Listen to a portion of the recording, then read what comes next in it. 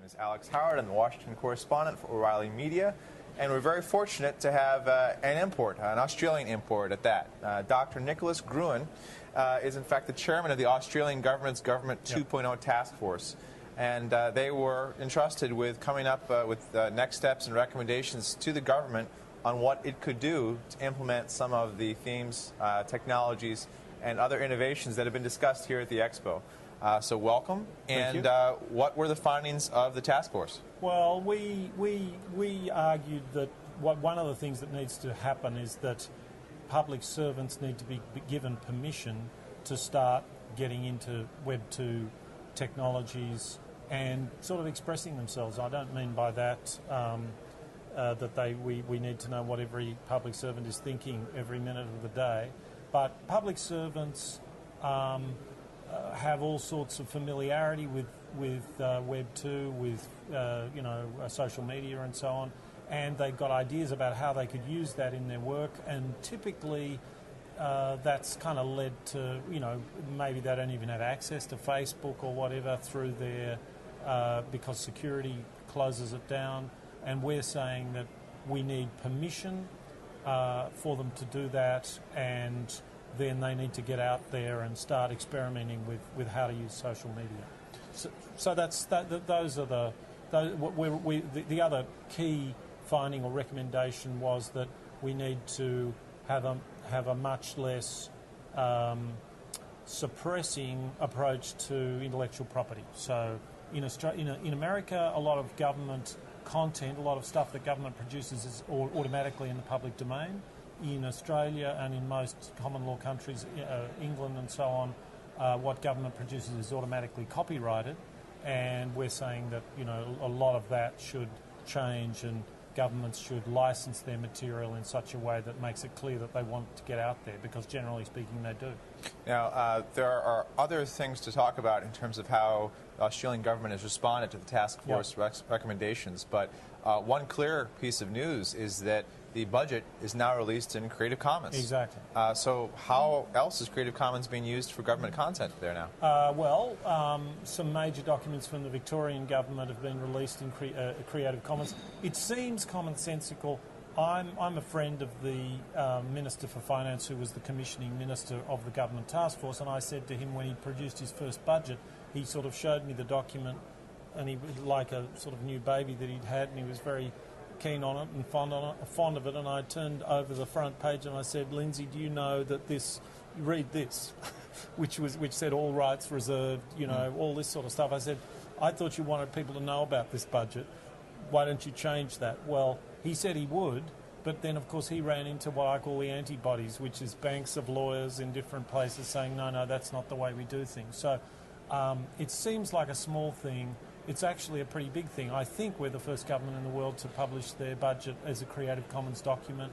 The United Kingdom have been ahead of us on some of this stuff, and yet they haven't used Creative Commons, and I think they're now starting to move in that direction. So the fact that such a major document has been licensed Creative Commons removes a lot of the capacity for people to block things, saying it hasn't been done, therefore it can't be done. So I expect there'll be a lot of that. And basically our recommendation, which has been accepted by the government, is that Creative Commons BY, which is one of the most liberal Creative Commons licenses, becomes the default. Now, the release of that document and that with that understanding is certainly emblematic of open government. Yeah. So open government is clearly a large part of Government 2.0 in Australia. How is open government being adopted, and are you seeing any cost savings or efficiencies for Australian government through it? Yes, look, that's an interesting question. I gave a presentation yesterday in which I said that I think open government now, or Government 2.0, represents the movement of the idea of open government from being a constitutional and a civil rights agenda, which it remains, to being also an economic agenda. So we now know that with some information, and a classic example is traffic information, you just have to release it, and you release it licensed so other people can use it in all sorts of surprising ways, and it becomes hugely economically useful. So that's being proven and reproven all the time. An example of government too saving money in Australia is that the National Library has a newspaper digitiser. They've got historic newspapers. We've got them all on microfiche. They've got pictures of them. They're then digitised by computers. There's lots of mistakes in the computer digitisation of the newspapers, and correcting the mistakes is now crowdsourced.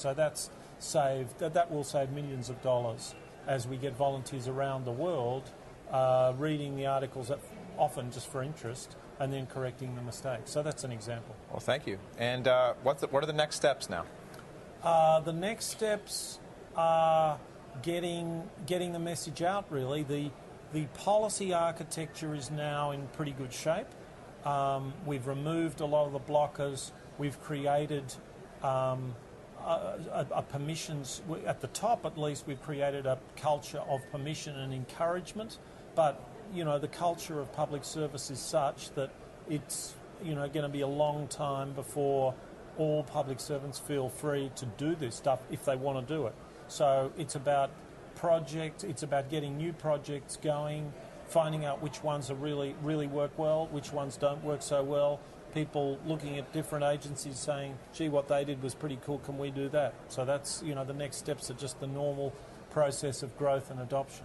Well, thank you again. Thank you for joining us and for Thanks, making the Alex. long trip. Good. It's Dr. Nicholas Gruen talking to us here from the Government 2.0 Expo. If you'd like to hear more about the findings of his commission, it's Gov 2.net.au on the World Wide Web. I'm Alex Howard for O'Reilly Media from the Expo.